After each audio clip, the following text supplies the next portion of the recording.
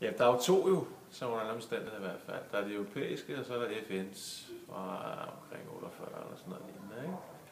Og så er det jo et etisk spørgsmål, jo, om det hele taget kan begrundes.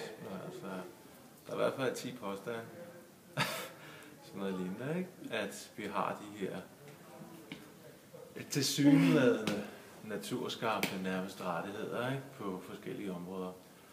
Moral, seksualitet og religion og filosofiske anskuelser også. Og så er der nogle flere, der hedder privatlivsret og sådan noget andet. Og så kan man køre videre derfra. Menneskerettigheden, det er det rettigheder, mennesker har. Ja. Det er menneskets ret til at gøre forskellige ting. For eksempel ejendomsretten og ytringsfrihed osv. Det er et rigtig godt spørgsmål. Menneskerettigheder, det er jo...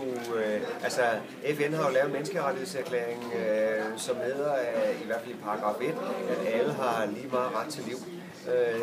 Og det er jo vigtigt, altså at alle er født lige ind i den her verden.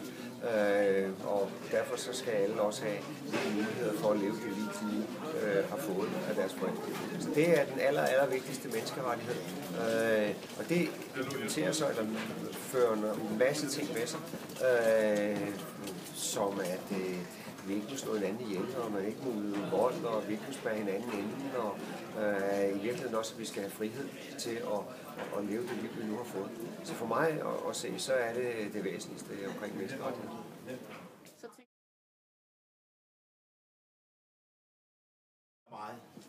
Det gør mig, fordi jeg kommer fra et land, hvor der ikke noget, der hedder menneskerettighed. Jeg kommer fra Syrien af.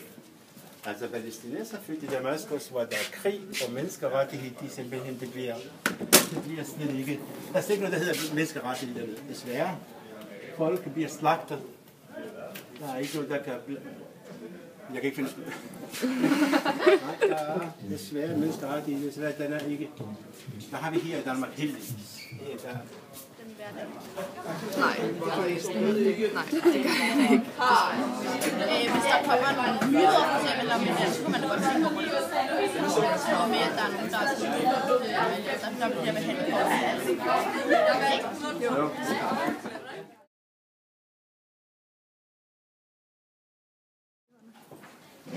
Jeg er svært ved at forestille mig, at jeg skulle komme i sådan en situation, men jeg er godt klar over, at hvis der opstår krig, eller nogen begynder at knægte vores politiske rettigheder, så kan man komme i en situation, hvor man er nødt til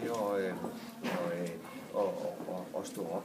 Altså, der er 2 muligheder i verden. Enten lægger man sig ned for dem, der vil undertrykke en, eller også så stiller man sig op, og så kæmper man for menneskerettighederne og sine rettigheder. Så der vil jeg kæmpe. Og om det betyder, at jeg vil knægte nogle andres rettigheder i processen for at sikre vores alles rettigheder, det er rigtigt. Det er et hypotetisk spørgsmål. Selvstyre, så vil jeg nok det. Men hvis det betyder, at jeg bliver kommet ud af militæret, så vil jeg nok tage den konsekvens af det. Det vil jeg også bestemme. Jeg tror ikke, man tænker over det. Jeg tror ikke, man tænker over det. Nej. Hvis du tænker over, at vi står i situationen. Jeg tror bare, mens man er... Hvis du snakker om, hvis man var i krig eller noget, ikke? Og man lavede taget bil til fange, man kan sige, ikke? Så tror jeg ikke, man tænker over det, fordi at, altså det hører man jo også om, at de først tænker over, hvad man gør, når de kommer hjem. Altså, så ville jeg, hvis jeg nu var soldat, ikke? Man havde fanget en eller anden, som vidste, at der ville springe en bombe et eller andet sted, ikke? Ja. Så kunne det godt være, at man lige ville bryde lidt. Måske ikke så meget, men lidt.